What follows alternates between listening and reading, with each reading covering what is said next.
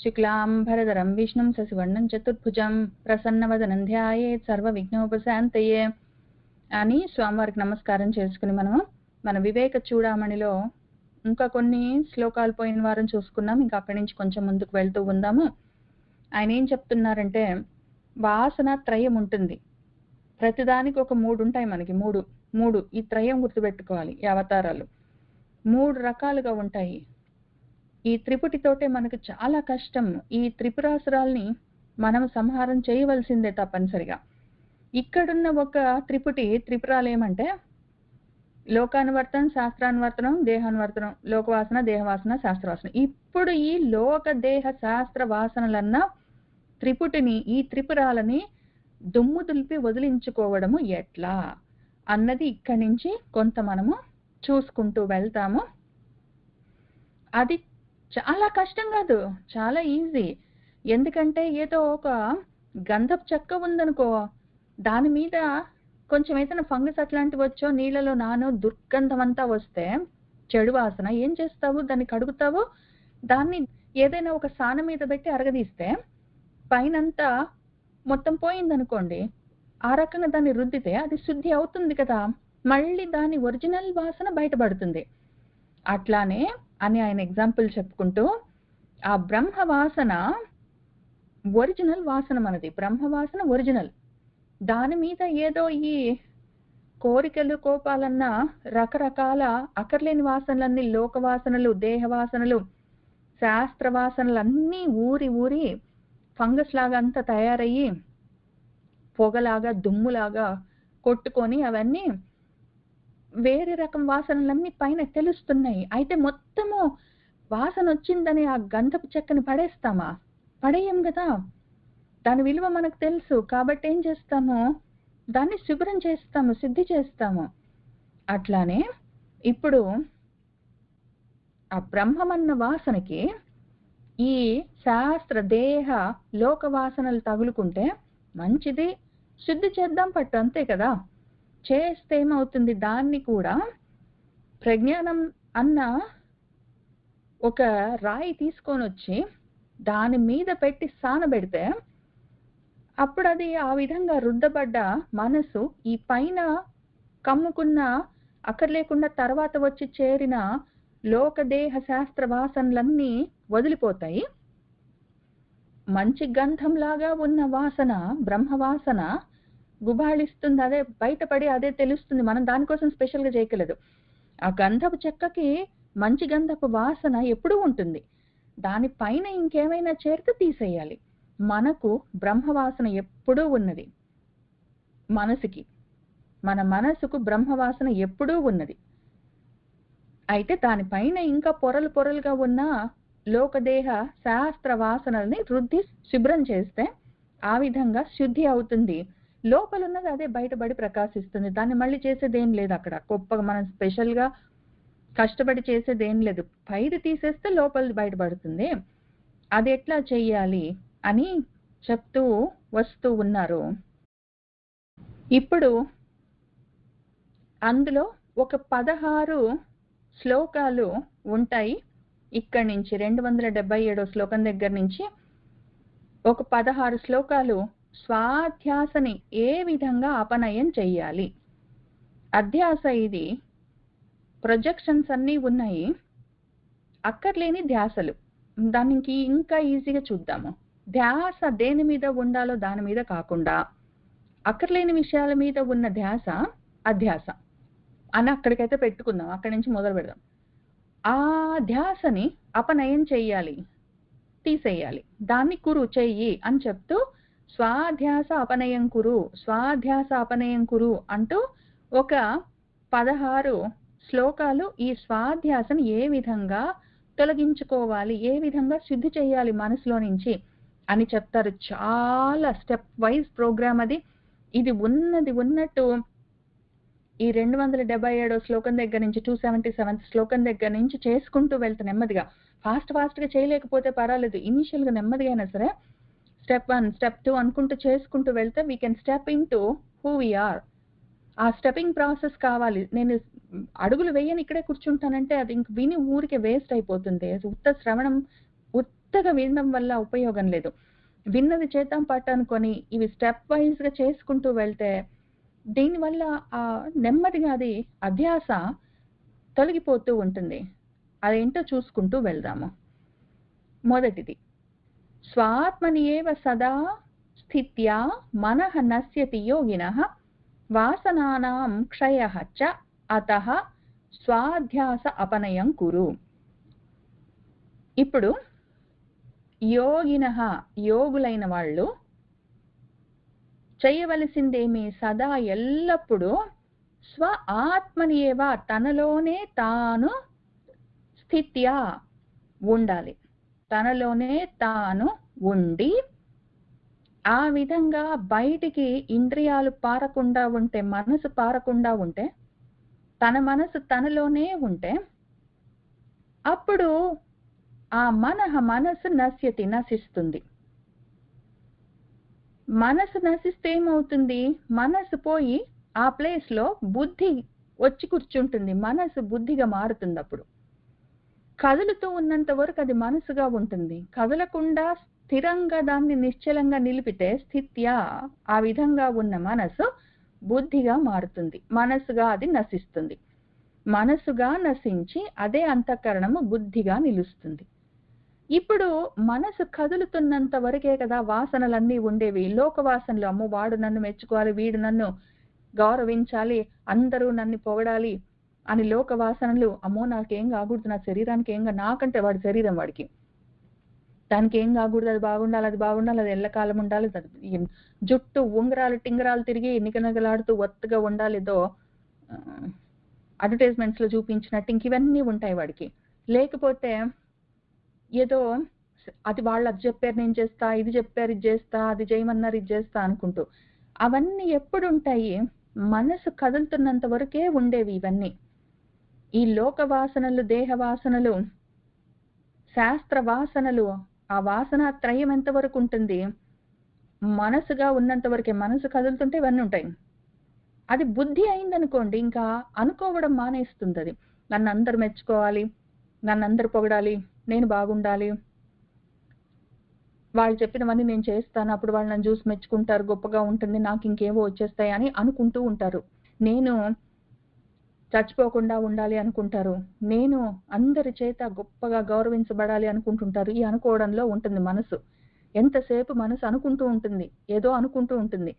ఆ మనసుగా లేకుండా అది బుద్ధిగా మారితే అనుకోవడం మానేసి అది ఆలోచించడం మొదలు పెడుతుంది. బుద్ధికి ఉన్న లక్షణం అనుకోవడం కాదు, అజ్యూమ్ చెయ్యదు. అది అనుకోవడము, ఫీలింగ్స్ అవన్నీ దానికి ఉండవు. మనసుకి ఉన్నట్టు బుద్ధికి ఫీలింగ్స్ అవన్నీ ఉండదు, అనుకోవడాలన్నీ ఉండవు. దానికి ఉండేదేంటి? బుద్ధికి ఆలోచించడం ఉంటుంది. దానికి ఎంతసేపటికి ఆలోచించడం ఉంటుంది. ఆలోచిస్తే వెంటనే ఆ లోకం మెచ్చుకోవడమేమి? నిజంగా లోకంలో ప్రతి వాడు నన్ను మెచ్చుకునేలాగా చేయగలనా? లేదా శాస్త్రంలో చెప్పింది చెప్పినట్టు గుడ్డెత్తు చేలబడ్డట్టు చేద్దాం అనుకోవడం కాదు. శాస్త్రంలో చెప్పింది ఏమి చెప్తున్నారు అని ఆలోచించడం. ఎందుకంటే బుద్ధి పని ఆలోచించడం, మనసు పని అనుకోవడం. ఆ బుద్ధి ఆ విధంగా ఆలోచిస్తున్నప్పుడు, మనసుగా లేకుండా ఉన్నప్పుడు వాసన త్రయం అంతా క్షయం అవుతుంది. వాసన క్షయం అవ్వడము చేత మనకొచ్చే లాభమేమి? ఆ పైన ఉన్న దుర్గంధాలన్నీ పోతాయి, లోపల నుంచి సుగంధము పరిమళిస్తుంది. అతః కాబట్టి స్వాధ్యాసని అపనయం చెయ్యి, స్వాధ్యాస అపనయం కురు అని చెప్పారు. ఇప్పుడు ఇందులో స్టెప్స్ చూద్దాం అనుకున్నాం కదా. యోగి అంటే ఎవరు? అసలు ఫస్ట్ ఆఫ్ ఆల్ యోగి మనం యోగే కాదా ముందు చూసుకోవాలి కదా. ప్రతి వాళ్ళు చేయడానికి బయలుదేరొద్దు. ముందు అసలు అవునా కాదా అది ప్రిలిమినరీస్ అన్ని పాస్ అయ్యామా, మనకు ఆ అవకాశం ఉందా అసలు ఫస్ట్ ఆఫ్ ఆల్ అని చూసుకోవాలి. నేను యోగినా కాదా? కాకపోతే ముందు యోగి అవ్వాలి వాడు. యోగి ఎవరు ఇంతకి? యోగి ఎవరంటే యోగ్యత కలిగిన వాడు. దేనికి యోగ్యత? వాడికి జ్ఞానాన్ని పట్టుకునేందుకు యోగ్యత కావాలి. వాడికి ఏదో ఒక జ్ఞానం కాదు, ఆత్మ జ్ఞానానికి వాడికి యోగ్యత కలగాలి. ఈ యోగ్యత కలగడం కోసము సాధన ఎవరు చేస్తున్నారో వాడు సాధకుడు, యోగ సాధకుడు. వాడిని షార్ట్ కట్ లో యోగి అని పిలుస్తారు. ఆ యోగం కలిగిన వాడు, యోగ్యత కలిగిన వాడు ఆత్మజ్ఞానానికి యోగ్యత తెచ్చుకున్నవాడు యోగి. ఇప్పుడు ఇటువంటి యోగులుంటారు. వీళ్ళు చేయవలసింది స్టెప్ 1. సదా వాడిలోనే వాడు స్థిరంగా కుదురుగా కూర్చోవాలి. వాడి ఇంద్రియాలు మనసు బయటికి పారకూడదు. కూర్చుంటాడు వాడు, ఆలోచించుకుందామని కూర్చుంటాడు, బుద్ధిగా ఉంటుంది. అప్పుడు అది ఆ అంతఃకరణం బుద్ధిగా మారి ఆ స్థితిలో ఉంటుంది. బయట ఏదో శబ్దం వినిపించింది, వాడు మనసు అటు పరిగెత్తింది. ఇంకా అది వెంటనే ఏమవుతుంది, మనసుగా మారిపోయింది. అసలు ఇంకా లైట్నింగ్ స్పీడ్స్ తోటి బుద్ధి మనసు అయిపోతుంది. మళ్ళీ అది అటు ఇటు చాలా వేగంగా మారుతుంది. బుద్ధిగా ఉంటేనే అది ఆలోచించుకుంటుంది, జ్ఞానాన్ని పట్టుకుంటుంది. మనసుగా ఉంటే మాత్రం అది అనుకుంటూ ఉంటుంది, అది దేన్ని పట్టుకోదు. అది ఎవరు చెప్పినా వినదు. అది అనుకోవడంలోనే అది అనుకుంటుంటుంది. అది నేను అట్లా అనలేదు, నువ్వు ఇట్లా అనలేదని పక్కన వాడు ఎంత చెప్పినా ఇది అనుకున్నదే దాన్నే పట్టుకుంటుంది. అది నేను అనుకున్నానంటే ఇంక దాన్ని పట్టుకుంటుంది. అది ఆ మనసుతోటి మనం ఏమీ చేయలేము. మనసుని ఆపితే అది బుద్ధి అవుతుంది. అప్పుడు ఆ బుద్ధికి జ్ఞానాన్ని పట్టుకునే అవకాశం ఉంటుంది. ఎందుకంటే అది ఆలోచిస్తుంది. బుద్ధి లక్షణం ఆలోచించడం, మనసు లక్షణం అనుకోవడం. అది అనుకోవడం నుంచి ఆలోచించడం వైపుకి దాన్ని మార్చాలంటే చేయడానికి స్టెప్ 1, నీలోనే నువ్వు కూర్చో. బయట చూద్దాం, విందాం, తిందాం, కందాం, పోదాం, వద్దాం అట్లాంటివన్నీ కర్మేంద్రియాలు జ్ఞానేంద్రియాలతోటి చేసే పనులు ఆపేస్తే, పని లేకపోతే మనసు ఏమైతుంది, ఊరికే బుద్ధిగా కూర్చుంటుంది. అది ఇంతే విషయం. కర్మేంద్రియాలు జ్ఞానేంద్రియాలు చేసే పనులను ఆపేస్తే అవి పని చేయకపోతే దీని పని ఏముంది, ఇంక చేయడానికి ఏం లేదు. అది ఊరికనే ఉంటుంది. అది ఊరికనే ఉన్నప్పుడు అది మనసు కాదు, అది బుద్ధి. కాబట్టి అది ఫస్ట్ స్టెప్. అంతవరకు మనం చేస్తే అప్పుడు జరిగేది ఆటోమేటిక్గా జరిగేవేంటి, మనం కొన్ని చేస్తాం, అది ఆటోమేటిక్గా జరిగేవి కొన్ని ఉంటాయి. మనం చేసేది ఇంత మాత్రం చేస్తే అప్పుడు ఆటోమేటిక్గా జరిగేది మనసుగా అది నశించి బుద్ధిగా మారి కూర్చుంటుంది. తర్వాత ఆటోమేటిక్గా జరిగేదేమి, ఈ లోక దేహ శాస్త్ర వాసనలన్నీ పోతూ ఉంటాయి. నీలో నువ్వు కూర్చున్నావు, నీలో నువ్వు ఉన్నంతసేపు నువ్వు తృప్తిగా ఉంటావు. ఏదో బయట నుంచి అది కావాలి, ఇది కావాలి, వాళ్ళు చూడాలి, వీళ్ళు చూడాలి, వాళ్ళతో మాట్లాడాలి, ఇది తినాలని ఏం ఉండదు. ఇంక అప్పుడు తగ్గిపోతాయి. కాబట్టి లోకదేహ శాస్త్ర వాసనలు తగ్గిపోయేసరికి ఆ లోపల ఉన్న బ్రహ్మవాసన బయటపడుతూ ఉంటుంది. అది బయట పడుతూ ఉన్నా కొద్దీ ఆ రుచి తెలుస్తుంటుంది, ఆ సువాసన తెలుస్తుంటుంది. బయటి వాసనలన్నీ పిచ్చి వాసనలు, ఇంకా చూడబుద్ధి కాదు. అంతకన్నా ముందు బాగుంది అన్న వాసన తర్వాత దానికి తెలియదు. మనకి ఇప్పుడు ప్రాబ్లం ఏంటంటే, టెక్నికలీ ఆ దుర్గంధం అని తెలిసిందనుకోండి, దాన్ని వదిలించుకోవడానికి చూస్తాము. మనకు ఆ దుర్గంధం అనిపించదు. ఏదో మల్లెపూల కొట్లో కూర్చున్న వాడికి మల్లెపూల వాసన తెలియనట్టు, ఏదో మురుగు కాలువ పక్కన ఎప్పుడు ఉండేవాడికి ఆ మురుగు వాసన కూడా తెలియదు ఇంక వాడికి. ఎందుకంటే వాడు ఆ సెన్సిటివిటీ పోగొట్టుకుంటాడు. ఆ రకంగా ఈ మురుగు వాసనలన్నీ ఉన్నాయి మనకి, దుర్గంధాలన్నీ. లోకదేహ శాస్త్ర వాసనలు అన్న దుర్గంధాల్లోనే ఉండి ఉండి ఉండి ఉండి ఆ వాసనలు పిచ్చి వాసనలు, అవి దుర్గంధాలన్నా సెన్సిటివిటీ లేకుండా పోయింది మనకు. అవి మనకేమీ చెడుగా అనిపించట్లేదు. అదొక పెద్ద దురదృష్టం, అదొక పెద్ద దరిద్రం. అది అసలు అది ఏమి చేస్తున్నాము, వాడు వీడు మెచ్చుకోవడానికి రామకోట రాయడం ఎందుకు, ఏదో వచ్చేస్తుంది బయట నుంచి పడి అనుకొని దానికి రామకోట రాయడం ఎందుకు, ఎవరో మెచ్చుకుంటారని వాలంటీరింగ్ చేయడం ఎందుకు, ఎవరో మెచ్చుకుంటారని పెద్ద కారు ఉండడానికి లాభం ఏమి, పాయింట్ A నుంచి పాయింట్ Bకి తీసుకొని వెళ్ళాలి. నేను ఒక కారు ఉందనుకో, వాహనము పాయింట్ A నుంచి పాయింట్ Bకి నిన్ను తీసుకెళ్తుందా జాగ్రత్తగా ప్రతిరోజు, ఇంతే కదా.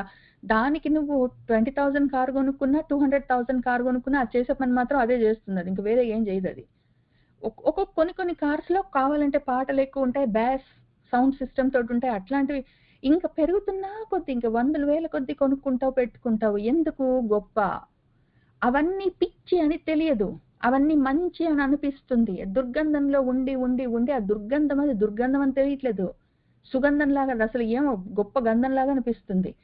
ఇప్పుడు అది కాబట్టి ముందు అసలు అది పిచ్చి వాసనలని తెలియాలి. అది ఎప్పుడు తెలుస్తుంది, కొంచెం ఆ మురుగు కాలువకి దూరంగా ఉంటే. మళ్ళీ ఎప్పుడైనా అటు వచ్చినప్పుడు, అమ్మో ఏం ఇంత మురుగు కాలువ దగ్గర ఉంటే, ఇంతకుముందు మళ్ళీ ఇక్కడే ఉండే, అప్పుడు అసలు ఏమి తెలిసేది కాదు. కొంచెం దూరంగా వెళ్ళి మళ్ళీ ఇక్కడికి వచ్చేసరికి తెలిసిందని అప్పుడు తెలుస్తుంది. అట్లా నీలో నువ్వు కూర్చున్నావనుకో, నీ కర్మేంద్రియ జ్ఞానేంద్రియాలు బయటికి పారలేదు, దుర్గంధానికి దూరంగా ఉన్నావనుకో, ఎప్పుడైనా బయటికి వెళ్ళాల్సి వస్తే ఎవరో పార్టీకి పిలిచారు, పెళ్లికి పిలిచారు, ఇంకా తప్పనిసరి వెళ్ళాలని విసుక్కుంటూ వెళ్ళినా కూడా అమ్మో ఏమి ఇంత దుర్గంధం దగ్గర ఉంటే అప్పుడు పార్టీస్ అవన్నీ బాగానే అనిపించేవి, ఇప్పుడు ఏంటో అస్సలు పోబుద్ధి కావట్లేదు అనిపిస్తుంది. ఎందుకంటే కొంత దూరంగా ఉండేసరికి మళ్ళీ దగ్గరికి వెళ్ళేసరికి ఆ వాసన దుర్గంధం తెలుస్తూనే ఉంటుంది. ఈలోగా జరిగేదేమంటే లోపల ఉన్న సుగంధం తెలుస్తుంటుంది, శాంతి. లోపల ఉన్న బ్రహ్మవాసనకు ఉన్న ముఖ్యమైన ఫస్ట్ లక్షణము, చిహ్నము, గుర్తు శాంతి.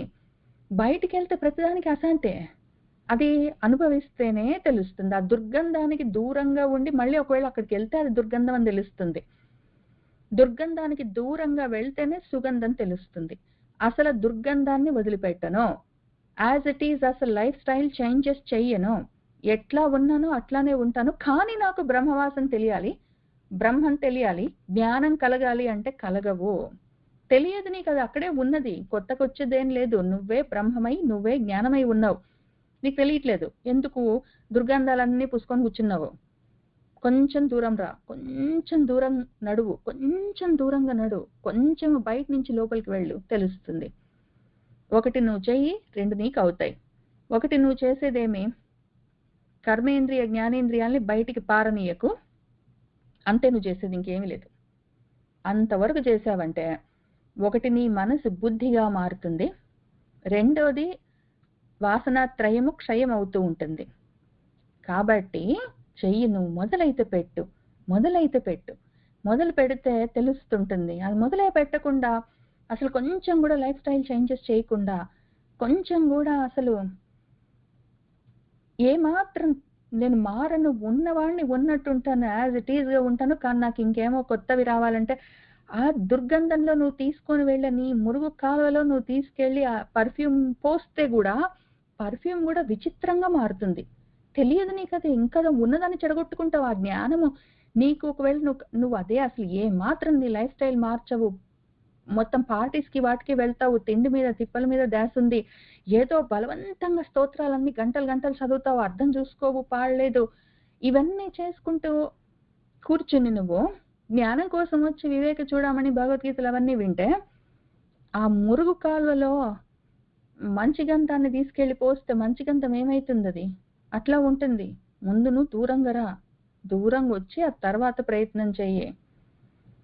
స్వాత్మని ఏవ సదా స్థిత్యా మనః నశ్యతి యోగినః వాసనానాం క్షయః చ అతః స్వాధ్యాస అపనయం కురు. తర్వాత ఎట్లానండి చేసేది, ఎట్లా చెయ్యాలి, చేద్దామనున్నది కానీ ఎట్లా చెయ్యాలి? సరే చూద్దాం. స్టెప్ 2, తమః ద్వాభ్యాం రజః సత్వాత్ సత్వం శుద్ధేన నశ్యతి తస్మాత్ సత్వం అవస్థభ్యాం స్వాధ్యాస అపనయం కురు. మనకు ఈ లోక దేహ శాస్త్ర వాసనలకు మూల కారణము రజోతమో గుణాలు. రజోతమో గుణాలు ఉంటే ఈ దుర్గంధాలన్నీ ఉంటాయి. దుర్గంధాలు ఎందుకుంటాయి, దుర్వాసనలు ఎందుకుంటాయి, సువాసనలు ఎందుకుండవు, వాసనాక్షయం ఎందుకు కాదు అంటే రజోతమో గుణాలు ఉన్నాయి. ఆ గుణాలే ఏదో మన మంచి గంధపు చెక్క పైన నాచ్ లాగా, ఫంగస్ లాగా ఉంటాయి. ఇప్పుడు ఆ తమో రజో గుణాలని తొలగిస్తే చాలు. ఇక్కడ స్టెప్ 1లో ఏం చెప్పుకున్నామో, జ్ఞానేంద్రియ కర్మేంద్రియాల్ని బయటికి పారనీయొద్దని చెప్పాము. బయటికి పారనీయొద్దంటే దాన్ని ఎట్లా ఆపుతాము అంటే రజోతమో గుణాలని కంట్రోల్ చేయడం వల్ల. బయట విషయాన్ని మనం ఏం చేయలేము, లోపల స్విచ్చెస్ ఆఫ్ చేయాలి. లోపల దుర్గంధాన్ని ప్రొడ్యూస్ చేసే మిషన్స్ ఉన్నాయి 2. ఆ 2 మిషన్స్ స్విచ్చెస్ ని ఆఫ్ చేయాలి. వాటిని ఎట్లా చేస్తామో ఆ స్విచ్చెస్ ఇక్కడ చెప్తున్నారు. తమో గుణం అని ఉన్నది. తమో గుణానికి స్విచ్చెస్, దాన్ని ఆపేందుకు, తమో గుణాన్ని ఆపేందుకు స్విచ్లు ఏంటంటే ద్వాభ్యాం రెండున్నాయి, రెండున్నాయి. రజోగుణము సత్వగుణము అని 2 స్విచ్లు ఉన్నాయి. ఆ 2 స్విచ్లు ఆన్ చేస్తే తమో గుణం ఆఫ్ అయిపోతుంది. అయితే తమో గుణం అట్లా పోయిన తర్వాత దాన్ని అట్లా మెయింటైన్ చేసుకుంటూ రజోగుణాన్ని కూడా తీసేయాలి. ఎందుకంటే రజోగుణం కూడా దుర్గంధాన్ని కలిగిస్తుంది. ఎందుకో చూద్దాము. ఈ రజోగుణాన్ని ఎట్లా కంట్రోల్ చేస్తామంటే దాన్ని ఆఫ్ చేసే స్విచ్ సత్వగుణము. సత్వగుణాన్ని ఆన్ చేస్తే రజోగుణం ఆఫ్ అయిపోతుంది. అప్పుడు ఈ రెండిటి వల్ల సత్వగుణాల వల్ల తమో గుణం ఆఫ్ అయిపోయింది, సత్వగుణం వల్ల రజోగుణం ఆఫ్ అయిపోయింది. ఇప్పుడు సత్వగుణం ఒకటి మిగిలింది కదా, మరి దాన్ని ఏం చేద్దాము? దానికి ఏముంది స్విచ్ అంటే దానికి స్విచ్ ఏం లేదు. తమో రజో గుణాలు లేకుండా పోవడమే చిత్తశుద్ధి. తమో రజో గుణాలు లేకుండా శుద్ధమైపోతే ఆ శుద్ధత వల్ల సత్వం కూడా నశించిపోతుంది. ఇంకింతే విషయం, చాలా సింపుల్ మ్యాటర్. నువ్వు 2 చేసావంటే ఒకటి ఆటోమేటిక్గా వస్తుంది. ఇక్కడ 1 చేస్తే 2 ఆటోమేటిక్గా జరుగుతాయి. ఇక్కడ 2 చేస్తే 1 ఆటోమేటిక్గా 3వది జరుగుతుంది. ఏం చెయ్యాలి? తమో గుణాన్ని ముందు కంట్రోల్ చేయాలి. అందుకేం చెయ్యాలి? రజో సత్వ గుణాల్ని పెంచాలి, బాగా ఎక్కువగా పైకి తీసుకొని రావాలి. అప్పుడు తమో గుణం నశిస్తుంది, నశ్యతి. రజోగుణం ఉంటుంది. ఈ రజోగుణాన్ని తీసేయడానికి ఇంకా ఎక్కువగా సత్వగుణాన్ని పైకి తీసుకొని రావాలి. సత్వగుణం బాగా ఎక్కువైతే రజోగుణం తగ్గిపోతుంది. సత్వం శుద్ధమైతే అది నశ్యతి, నశిస్తుంది. ఆ విధంగా త్రిగుణాలని నశింపచేసుకోవలసి ఉంటుంది. త్రిగుణాతీతం అయ్యేందుకు మార్గం ఇది. తస్మాత్ కాబట్టి సత్వాన్ని అవష్టభ్య, సత్వాన్ని పట్టుకో. ఎందుకంటే ఈ రెండింటిని పోగొట్టుకోవడానికి ముందు నీకు సత్వం అయితే ఉండాలి తప్పనిసరి. ఆ సత్వం ఈ రజోతమో గుణాలు పోతే దానంతట అదే పోతుంది. కాబట్టి దానంతట అదే పోయేదాన్ని నువ్వు కొత్తగా చేసేది లేదు. కాబట్టి దేంతోటి ఈ రెండింటిని పోగొట్టుకోవాలో దాన్ని గట్టిగా అవష్టభ్య అవలంబించి గట్టిగా పట్టుకో. ఆ విధంగా స్వాధ్యాసని అపనయం చేసుకో అని చెప్తున్నారు. ఇప్పుడు ఈ తమో రజో సత్వ గుణాలు ఏంటి అని ముందు మనకు తెలియాలి. ముందు తమో గుణం చూద్దాం. తమో గుణము వదిలించుకో. అది వదిలించుకోవడం కోసము సత్వరజో గుణాలని పెంచుకో. బాగుంది, వినడానికి చాలా బాగుంది, కానీ స్టెప్స్ ఏవి అక్కడ? కాబట్టి స్టెప్స్ చూద్దాం. ఫస్ట్ స్టెప్, అసలు తమో గుణం అంటే ఏంటో చూడాలి. అది నాలో ఉందో లేదో ముందు చూసుకోవాలి కదా. ప్రతి దానికి ఏదో వాళ్ళు చేయమన్నారు వీళ్ళు చేయమన్నారు అని చేస్తే శాస్త్రవాసన, అది అప్పుడు పనికిమాలిన వాసన. అది చేయమన్నారని చేయడం కాదు, నీలో ఆ జబ్బు ఉందా, ఫస్ట్ ఎంతుంది అని ముందు నువ్వు అసెస్ చేసుకోవాలి కదా. ముందు తమో గుణము అంటే ఏంటి, అది నీలో ఉందా లేదా ముందు చూసుకోవడం. అది ప్రాబ్లం ఐడెంటిఫికేషన్, డయాగ్నోసిస్. ఆ తర్వాత అది ఉన్నది అని అక్నాలెడ్జ్ చేయడము. అవును, నాలో ఈ తమో గుణం ఉన్నది అని అక్నాలెడ్జ్ చేయడము. 3వ స్టెప్, దాన్ని తీసేసుకోవడానికి ట్రై చేయడం, అభ్యాసం చేయడం. కాబట్టి ముందు చాలా మంది తమో గుణం వాళ్ళలో ఉంది అంటే అస్సలు ఒప్పుకోరు. కావాలంటే రజోగుణం ఉంది అంటే ఒప్పుకుంటారు కొంతవరకు. అందరూ వాళ్ళు సత్వగుణంతో ఉన్న వాళ్ళుగానే చెప్తారు. అందులో పైగా ఈ భగవద్గీత, భాగవతం, వివేక చూడమని ఇట్లాంటివన్నీ వినడానికి వచ్చి కూర్చున్నారంటే మాత్రం వాళ్ళు, లేదా చదువుకుంటున్నారంటే మాత్రం వాళ్ళు తప్పకుండా ఈ శాస్త్రాలు చదువుతున్నాము వింటున్నాము అనగానే ఆటోమేటిక్గా నేను సత్వగుణంలో ఉన్నాను అని వాడు ఫిక్స్ అయిపోతాడు. వాడిలో రజోగుణం ఉంది అంటే కొంచెం కష్టము ఒప్పుకోవడం, కానీ పోనీలే అని ఊరుకుంటాడు. తమో గుణం ఉంది అంటే మాత్రం చాలా రెసిస్ట్ చేస్తాడు, అసలు వినడు, ఒప్పుకోడు. నాలో తమో గుణం లేదని చెప్తారు. కాబట్టి ముందు అసలు తమో గుణం అంటే ఏంటి, దాన్ని నాలో ఉందా లేదా అని ఐడెంటిఫికేషన్ చేసుకోవడం ఎట్లా అన్న విషయము మన గురువు గారు భగవద్గీతలో చెప్పారు. భగవద్గీత మీద ప్రమాణం చేసి కాదు, భగవద్గీతనే ప్రమాణంగా పెట్టుకొని అసలు ఆ గుణాలను చూసుకుందాం. పట్టండి, నాలో ఉందా లేదా అని చూసుకుంటూ వెళ్దాం. ఉన్నది అంటే చిత్తశుద్ధి కోసము చిత్తశుద్ధితో అక్నాలెడ్జ్ చేసి, ఇదిగో నాలో ఉన్న తమో గుణము, దీన్ని తీయాలి అని ముందు ఐడెంటిఫై చేసుకొని అక్నాలెడ్జ్ చేస్తే ఇంకా అక్కడి నుంచి దాని శుద్ధి మొదలవుతుంది. ఆ ప్రక్షాళన కార్యక్రమం అప్పుడు మొదలవుతుంది. అసలు ఐడెంటిఫై చెయ్యము. నాలో ఉంది అని కూడా గుర్తించము. అసలు ఒప్పుకోము. ఎవడైనా చెప్తే కొట్లాడతాము. ఇంకా అట్లాంటప్పుడు అందులోంచి బయటపడడానికి అవకాశం ఉండదింకా.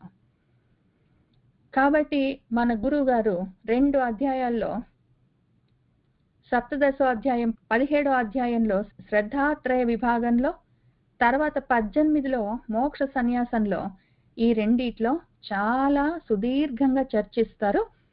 ముందు నేను తమోగుణం మీదే ఫోకస్ చేస్తున్నాను. తర్వాత రజో సత్వాలు చూద్దాం. ముందు తమోగుణం. ఈ తమోగుణం గురించి ఆయన చెప్తూ ఉన్నది 17వ అధ్యాయంలోది చూద్దాం. చాలా మెథాడికల్ గా, చాలా టెక్నికల్ గా, చాలా ఫ్యాక్చువల్ గా చెప్పుకుంటూ వెళ్ళారు. అది తీసేసుకో, ఇది తీసేస్తాము, ఎట్లా తీయాలి అని అడిగే వాళ్ళకి ఆయనే ప్రవచనం చేస్తున్నారు, చూపిస్తున్నారు. డాక్టర్ ఎందుకంటే ఆయన భిషక్ కాబట్టి నా భేషజమేమో చూపించి దానికి వైద్యం కూడా చేస్తారు. అది చూద్దాం. ఇందులో తమోగుణం వాళ్ళు ఎటువంటి అన్నాలు తింటారు, ప్రతిదానికి ఒక సెక్షన్ హెడర్ ఉంటుంది. ఈ సెక్షన్ కి ఫస్ట్ రుజువు ప్రమాణం మనం చూసుకోవడానికి నాలో తమోగుణం ఉన్నదా లేదా. వాళ్ళు యామం అంటే జాము 3-4 గంటలు దాటిందంటే ఇంకా అటువంటి అన్నము తినకూడదు. ఫ్రిడ్జ్ లో పెట్టామంటే పోనీ ఏదో ఒకటి, ఫ్రిడ్జ్ లో పెట్టినా కూడా పొద్దున చేసిన పప్పు ఫ్రిడ్జ్ లో పెట్టినా కూడా సాయంత్రానికి అది కొంచెం టేస్ట్ మారుతుంది, అది అప్పటికప్పుడు వండుకున్నట్టు ఉండదు. పోనీ ఏదో ఒకటి. కానీ వీళ్ళు స్పెసిఫిక్ అప్పటికప్పుడు వండుకున్న అన్నాలు తినరు. వండుతారు, వేడి అన్నాలు ఉంటాయి, అందరికి పెట్టి పొద్దుడు ఉన్నదిలే ఎందుకు వేస్ట్ అయిపోతుంది, నిన్నటిది ఉన్నది బాగానే ఉన్నది ఇది తింటానులే అని నిన్నటిది మొన్నటిది పొద్దుడిది తింటారు. ఇవాళ మళ్ళీ వాళ్ళు వండింది అందరి కోసం వండుతారు కాబట్టి అందరూ కొంచెం మిగులుతుంది, మళ్ళీ దీన్ని రేపటికి తింటారు. వాళ్ళు మెజారిటీ మ్యాక్సిమం పార్ట్ ఇట్లా మిగిలిపోయిన అన్నాలే తింటుంటారు. నిన్నటిది మొన్నటిది ఆ రకంగా పొద్దుడిది ఎప్పటిదో ఒకప్పటిది. ఎందుకంటే ఎందుకు వేస్ట్ అయిపోవడం చెత్తబుట్టలో పడేస్తామా అనుకుంటూ తింటారు. మళ్ళీ వాళ్ళ కడుపు చెత్తబుట్టో ఏంటో తెలీదు. ఆ బయట ఉన్న చెత్తబుట్టలో పడే బుద్ధి కాదు, కడుపు అన్న చెత్తబుట్టలాగా దాన్ని తయారు చేస్తారు, అందులో పడేస్తుంటారు. అట్లా తినేవాళ్ళు తామసులు, తమో గుణం ఉన్నవాళ్ళు. తర్వాత గత రసం, దానికి సారం ఉండదు, ఎండిపోయినవి అట్లాంటివి తినడానికి ఇష్టపడతారు. దోశలు కూడా పెనం మీద ఇంకా కొంచెం సేపు ఉంచి అవి కరకరా అనాలి, ఏంటో మరి అట్లా తింటారు. కొంచెం మెత్తగుంటే దోశలు తినరు వాళ్ళు. రసం ఉండద్దు, సారం ఉండద్దు, అది గట్టిగా ఉండాలి, ఏంటో మరి. ఎప్పుడైనా కారపూస అట్లాంటివి కొంచెం గట్టివి తింటే పర్వాలేదు, వాళ్ళు ఏ తిన్నా అట్లానే తినడానికి ట్రై చేస్తారు. పూతి పాడైపోయినవి చెడిపోయిన అన్నాలు బాగానే ఉందిలే, ఇది అన్నం ఉంటుంది ఏదో నిన్నో పొద్దున చేసిన అన్నం సాయంత్రానికి అది కొంచెం వాసన వచ్చినట్టుంటుంది, కొంచెం మెత్తగా అవుతుంది, అది కొంచెం బంక తీగ సాగుతుంది, ఏముంది బాగానే ఉందిలే పట్టు, ఏమైతుంది తింటే, ఊరికి ఎందుకు వేస్ట్ చేయడము, అమ్మో. మళ్ళీ పైగా వీళ్ళు చాలా శాస్త్రాలు చదువుకున్న వాళ్ళు కదా, కాబట్టి శాస్త్రం చెప్తారు అన్నం పరబ్రహ్మ స్వరూపం, అట్లా పాడేయకూడదు అన్నం, అమ్మో అట్లా చేయకూడదు, తప్పు అనుకుంటూ చేస్తారు వాళ్ళు. పైగా పర్యుషితం, బాగా వాసన వస్తుంటుంది, వాసన కొంచెం వస్తే పర్వాలేదులే, ఏదో మాడిపోయింది ఉంటుంది, ఏదో తిరుగుమూత వేయడానికి, తిరుగుమూత వేస్తున్నప్పుడు మాడింది అనుకోండి తిరుగుమూత, అయితే ఇందులో ఏది తెలుస్తుందిలే అని. లేకపోతే పప్పు ఉడకబెడుతుంటే కింద అడుగంటుకుంది అనుకోండి, పైన అంత తీసి ఆ గోకి కూడా ఇంకా దగ్గరికి గోకి కొంచెం వాసన వస్తే ఏమైందిలే అని. ఏంటో మరి ఉచ్చిష్టం, మిగిలిపోయిన అన్నాలు, ఏదో నేను అన్నం తింటుంటాను, నా కూతురు పక్కన ఉందనుకోండి, దాని ప్లేట్లో కొంచెం మిగిలిపోతే అది తీసుకొని తినడాలి, ఇట్లాంటివని నేను తినను. నా కూతురికి అట్లా నా ప్లేట్లో ఉన్నవని దాని ప్లేట్లో పెట్టి అవన్నీ చేయను. కానీ అట్లా పక్కన వాళ్ళ ప్లేట్లో అట్లా ఉన్నాయనుకోండి, వాళ్ళని పడేస్తావా, అది అన్నం వేస్ట్ అయిపోతున్నాడు, పప్పు వేస్ట్ చేస్తున్నావా, నేను తీసుకోనా అని తీసుకొని తింటారు. ఏంటో మరి ఎందుకు. ఇప్పుడు ఈ రకంగా తినడానికి ఇష్టపడే వాళ్ళు, తింటే నష్టం లేదనుకునే వాళ్ళందరూ అమేద్యము, తినరానివన్నీ తినేవాళ్ళు, అటువంటి వాళ్ళు తమో గుణంతో ఉన్నవాళ్ళు. ఈ రకంగా ఏమైనా ఎప్పుడైనా ఒక్కసారి ఆయనని యాక్చువల్గా గురువు గారు ఎప్పుడైనా ఒకసారి తినొచ్చని ఆయన అక్కడ కండిషన్, దానికి ఒక లిమిటేషన్ ఏం చూపించలేదు, ఎక్సెప్షన్స్ ఏం చూపించలేదు. అయినా కూడా చెప్తున్నాను, ఎప్పుడైనా పోని తింటే పర్వాలేదు, కానీ మిగిలిపోతాయి, ఎందుకు పాడైపోతాయి, ఎందుకు వేస్ట్ అయిపోతాయి అనుకుంటూ ఎప్పుడు నిన్నటివి మొన్నటివి వాసన వస్తున్నవి, బంకలు తీగలు సాగుతున్నవి, వాళ్ళ ప్లేట్లోవి వీళ్ళ ప్లేట్లోవి తినడానికి ట్రై చేస్తున్నారు అనుకోండి, మీలో తమో గుణం ఉందని గుర్తించుకోండి. మీరు ఏం పర్వాలేదు అనుకుంటే నేను మీ ఇంటికి వచ్చి ఇది ఉంది అని చెప్పను, ఇక్కడి నుంచి కూర్చొని ఆర్గ్యుమెంట్ చెయ్యను. మీరు చూసుకోండి, ఉన్నది ఇది దాని లక్షణం అని చెప్తున్నాను. చేయకుండా ఉంటే మంచిది అని చెప్తున్నాను. తర్వాత యజ్ఞాలు, వీళ్ళు చేసే కర్మలు, పూజలు, యజ్ఞాలు ఎట్లా ఉంటాయి? మన తామసికులు విధిహీనం, పద్ధతి ఉండదు, పాడుండదు. నాకు ఇష్టం, నాకు చేయాలనిపిస్తుంది కాబట్టి చేస్తానని చేస్తుంటారు. తర్వాత మంత్రహీనం, మంత్రం కూడా సరిగ్గా ఉండదు. ఆ ఉన్న మంత్రం కరెక్ట్గా పలికేది ఉండదు. ఆ చదివే మంత్రానికి అర్థం కూడా తెలియదు. మంత్రం లేకపోయినా పర్వాలేదు, ఏముందిలే దండం ఏదో పెట్టుకునేది అనుకుంటూ పెట్టుకుంటారు. అసలు మంత్రం కూడా చదవరు. ఆ మంత్రం చదివినా చదవకపోయినా చదవడానికి వచ్చే వాళ్ళు ఎవరైనా ఉంటే వాళ్ళకి దక్షిణలు కూడా ఇవ్వరు. మృష్ట అన్నం, అన్నాలు కూడా పెట్టరు. యజ్ఞాలు చేస్తారు, యజ్ఞాలు చేస్తూ భోజనాలు పెట్టరు, దక్షిణలు ఇవ్వరు. దక్షిణలు అంటే రిటర్న్ గిఫ్ట్స్ అని ఒకవేళ ఇస్తే వాటన్నిటిని దక్షిణలు అన్నారు. మంత్రాలు సరిగ్గా ఉండవు, విధి సరిగ్గా ఉండదు, శ్రద్ధ కూడా ఉండదు. శ్రద్ధ లేదు. ఇప్పుడు సత్యనారాయణ స్వామి వ్రతం చేసుకుంటూ శ్రద్ధ లేదు, ఎక్కడో ఉంటుంది మనసు. భోజనానికి, లంచ్కి, డిన్నర్కి ఆర్డర్ ఇచ్చానా వచ్చాయా లేదా ఇంక వాటి మీద ఉంటుంది. అక్కడ కూర్చొని చేస్తున్న వ్రతం ఏంటి అన్న దాని మీద శ్రద్ధ లేదు. విధి సరిగ్గా ఉండదు. ఇది లేకపోతే అది, అది లేకపోతే ఇది, ఇది లేకపోతే ఇది, పూలు లేకపోతే అక్షంతలు, అక్షంతలు లేకపోతే గంధం, అవి ఇవి ఏమి లేకపోతే ఊరికి నేను నమస్కారం చేసుకో, ఈ టైప్లో ఉంటుంది. మృష్టాన్నం వచ్చిన వాళ్ళందరికీ, అంటే మనం సత్యనారాయణ స్వామి వ్రతం చేస్తే క్యాటరింగ్ చేసి అన్నం పెడతాం అనుకోండి, కొన్ని ఇంట్లో వండి ఏం చేసుకుంటామో తెలీదు, కానీ బేసిక్లీ మృష్టాన్నం పెట్టి విధి విహితంగా శ్రద్ధతో కూడిన మంత్రోక్తమైన దక్షిణలు ప్రదానం చేసినవి యజ్ఞాలు. ఇవన్నీ మిస్ అయ్యాయనుకో, అప్పుడు ఆ రకంగా ఒకవేళ మనం యజ్ఞాలు, పూజలు, తపస్సులు, హోమాలు అవన్నీ చేస్తున్నామంటే అది తమో గుణంతో చేస్తున్నామని అర్థం. ఏమైతుందిలే, ఏమి ఎవరు చూచారు, ఏం పర్వాలేదు, వాళ్ళు అట్లా చెప్తారు, వాళ్ళన్నీ అట్లే రాస్తారు. అందులో శాస్త్రాల్లో రాసేవన్నీ మొత్తం పాటించాలని కాదు. మళ్ళీ ఎందుకంటే వీళ్ళకి శాస్త్రం బాగా తెలుసు కాబట్టి వీళ్ళు ఏం చెప్తారంటే ఆ శాస్త్రాల్లో అట్లా రాస్తారు. శాస్త్రాల్లో చెప్పినవన్నీ అంటే ఇవన్నీ ఉన్నాయి, టేక్ అండర్ అడ్వైజ్మెంట్ అని చెప్తారు. అవన్నీ మనం మొత్తం చేయాలని లేదు. అందుకే ఆ మంత్రం కూడా ఒకటి తయారు చేసుకొని కూర్చున్నాము. ఆ మంత్రహీనం, క్రియాహీనం, భక్తిహీనం, అన్ని హీనమే జనార్దన, మొత్తం తత్సర్వం క్షమించు, ఇంక నువ్వు దీన్ని పుచ్చుకో. అది మొత్తం అన్ని హీనం, అందులో ఏమీ లేవు, అన్ని హానమైపోయినాయి. కానీ నేను ఏది చేసానో దాన్ని ఎంత ఉంటే అంతే, ఆడికాడికి నేను ఇచ్చింది నువ్వు పుచ్చుకో. మంచిది, ఆయన పుచ్చుకుంటాడు, ఆయన ఏమనడు, ఆయనకి ఏమీ నష్టం లేదు. అక్కడ పోయేది నష్టం జరిగేది ఆయనకు కాదు. అటువంటి బుద్ధితోటి చేసింది తామసికము. ఆ తమో గుణంతో ఉంటే చాలా అనర్థాలు ఉంటాయి. సరే, అది యజ్ఞం ఆ రకంగా ఉంటుంది. తర్వాత తపస్సు ఎట్లా ఉంటుంది వీళ్ళు చేసేది?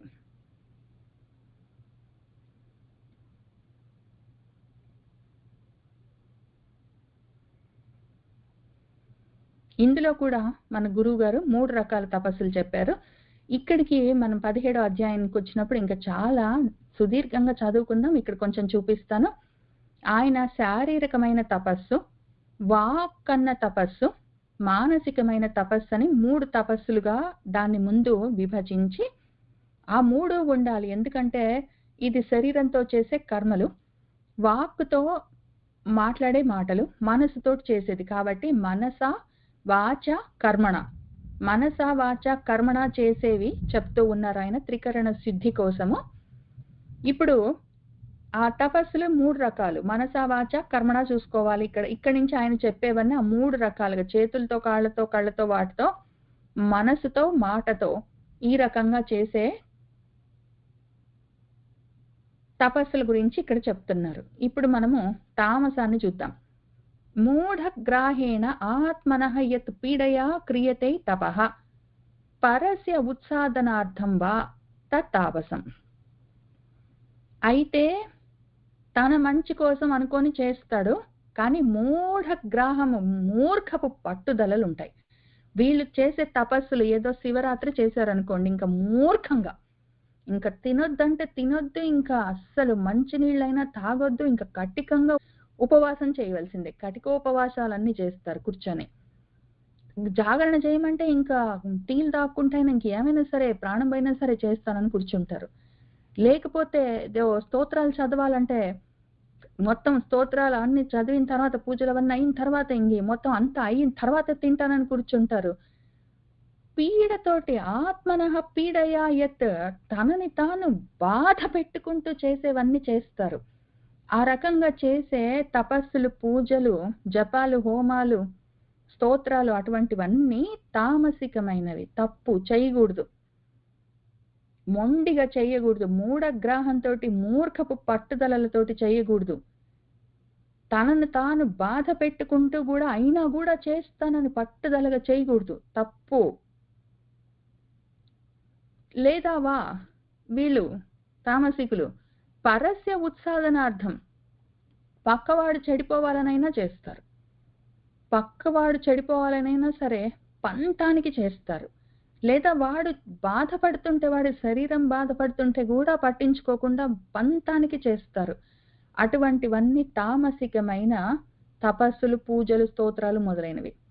ఆ తర్వాత ఇవి చేస్తున్నామంటే మొండిగా చేస్తున్నాం. అన్నం తిని పూజ చేసుకుని అన్నం తిని ఎందుకు పూజ చేసుకుని అన్నం ఎందుకు తినాలి? ఎందుకంటే మనసు శాంతిగా ఉంటుంది. శాంతిగా ఉన్న మనసుతోటి తిన్నది ప్రసాదం అవుతుంది. ఆత్మశాంతికి పనికి వస్తుంది. నీ పూజ గంటల తరబడి చేస్తావు, మొండిగా చేస్తావు, బాధపడుతూ చేస్తావు. అట్లాంటప్పుడు అది తామసికమైన లక్షణంతో కూడి ఉంటుంది. మనసు శాంతికి పనికిరాదు. అది సాత్వికమైన శాంతికి పనికిరాదు. ఆ తర్వాత ఎందుకంటే సాత్వికమైన శాంతికి పనికి రాకపోతే ఏమైతుంది? సత్వగుణం ఉంటే మాత్రమే జ్ఞానం పట్టుబడుతుంది. తామసికమైన మనసుతో ఉండి ఏ కర్మలు చేసినా జ్ఞానం రాదు. అది పెద్ద ప్రాబ్లం మనకు. ఈ తమో గుణము యూజువల్ గా క్వైట్గా ఉంటుంది. తమో గుణం వల్ల వాడు మబ్బుగుంటాడు, డల్గా ఉంటాడు, ఎక్కువ మాట్లాడు, అందరిలోకి రాడు. ఆ రకంగా క్వైట్గా ఉండడం వల్ల ఆ తమో గుణంతో ఉన్నవాడిని చూసి సత్వగుణంలో ఉన్నవాడు అనుకునే ప్రమాదం ఉన్నది. ఎందుకంటే తమో గుణము చాలా భాగము సత్వగుణం లాగా చలామణి అవుతుంది. వాడు చాలా సాత్వికుడు, అందుకనే 4-5 గంటలు పొద్దస్తమానం పూజలన్నీ చేసి అవన్నీ అయితేనే అన్నం తింటాడు అంటే, కాబట్టి వాడు గొప్ప సాత్విక మనస్తత్వం కలిగిన వాడని చెప్పడానికి లేదు. అట్లా ఉంది అనగానే వెంటనే వాడు తామసికుడని గుర్తించాలి. ఎందుకు అంటే సత్వగుణం ఇట్లా బాధపడుతూ చేయదు. తర్వాత సత్వగుణం దగ్గరికి వచ్చినప్పుడు చూద్దాము. ఇట్లాంటివి చేస్తే జ్ఞానం రాదు, అవకాశం లేదు. తమో గుణానికి అజ్ఞానము లక్షణము, దాని గుర్తు. సత్వగుణానికి మాత్రమే జ్ఞానం లక్షణము. కాబట్టి అట్లా చేయడానికి వీళ్ళది. ఒకవేళ మీరు చేస్తున్నారంటే మానేయండి, మానుకోకపోండి, మీ ఇష్టము. మిమ్మల్ని చేయండి చేయొద్దని చెప్పేందుకు నేనెవరు? గురువుగారు చెప్పారు, చదివి చెప్తున్నాను. తర్వాత దానాలు చూద్దాం. వీడు చేసే దానాలు ఎట్లా ఉంటాయి. అదేశకాలే యత్ దానం అపాత్రేభ్యః చ దీయతే అసత్కృతం అవజ్ఞాతం తత్ తామసం ఉదాహృతం. దేశకాల పరిస్థితులను చూడడు, దేశకాలాలు చూడడు. ఇంక వాడు బలవంతంగా ఇస్తాడు. వాడు దానం చేస్తున్నాడంటే వీడు మూసుకొని పుచ్చుకోవాలి. ఏదో వర్షం పడే చోట వాడు గొడుగులు దానం చేశాడు అనుకోండి, లేదో చలి ప్రదేశంలో కొంచెం ఉలెన్ బట్టలన్నీ ఇచ్చాడు అనుకోండి, అవి పనిచేస్తాయి. వాడు మా ఫ్లోరిడాలో వాడు హెవీ డ్యూటీ జాకెట్స్ అన్ని ఇస్తా అంటే మేమేం చేసుకుంటాం? వాటితోటి ఎక్కడ పెట్టుకోవడానికి కూడా తెలీదు. అట్లాంటివన్నీ ఇవ్వడానికి వీల్లేదు. మా దేశానికి అంత పనికిరాదు. ఆ దేశాన్ని చూడు, కాలం చూడు, ఆ సమయం చూడు. నువ్వు సమయం చూసి, ఆ దేశం చూసి, అది కూడా పాత్రత చూసి ఇవ్వు. నాకు పుచ్చుకోవాలని లేదు, నువ్వు బలవంతంగా ఇస్తావేంటి? అవసరం లేని వాళ్ళందరికీ, పాత్రత లేని వాళ్ళందరికీ, యోగ్యత లేని వాళ్ళందరికీ, పుచ్చుకోవాలన్న ఇంట్రెస్ట్ లేని వాళ్ళందరికీ బలవంతంగా నేను దానం చేస్తున్నాను, నువ్వు పుచ్చుకొని తీరవలసిందే అంటే, అట్లాంటివన్నీ మొండి దానాలన్నీ తామస దానాలు.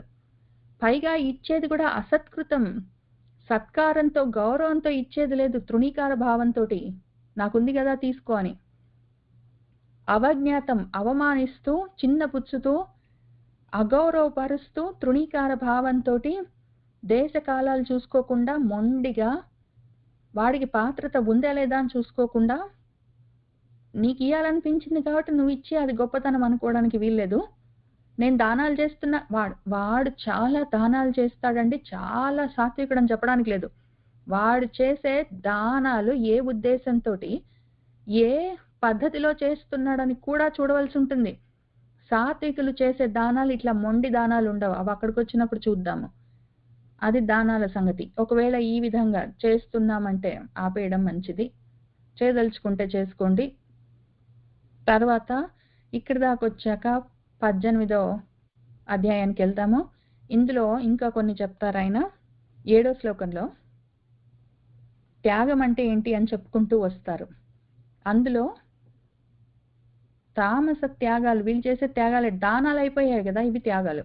దానాలకి త్యాగాలకి తేడా ఏమి అంటే, దానము నా దగ్గర ఉంది, నాకు అవసరం లేదు, నీకేమీ లేదు కాబట్టి నేను ఈదలుచుకున్నాను జాలిపడి, లేదా నేను వాడుకోవట్లేదు నాకు పనికిరాదు, లేదా ఇది ఇస్తే నాకేమైనా వస్తుంది అని ఈ కండిషన్స్ తోటి ఏమైనా ఎవరికైనా ఇస్తే అది తామస దానము.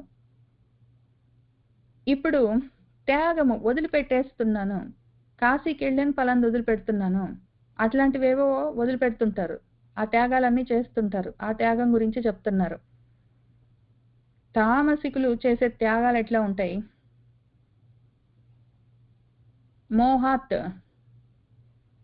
మోహంతోటి ప్రేమలను పేరు పెట్టుకొని పరిత్యాగాలన్నీ చేస్తుంటారు. నాకు లేకపోయినా పర్వాలేదు, నీకుంటే చాలు, ఆ రకంగా చేసేవన్నీ, మోహాలతోటి చేసేవన్నీ తామస త్యాగాలు. తర్వాత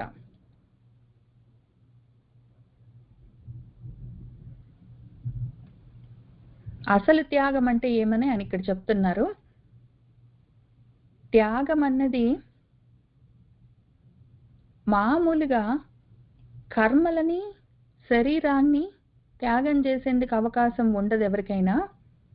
కాబట్టి దేహాన్ని ధరించిన వాడికి అశేషంగా కర్మలు మొత్తాన్ని వదిలిపెట్టడానికి అవకాశం ఉండదు.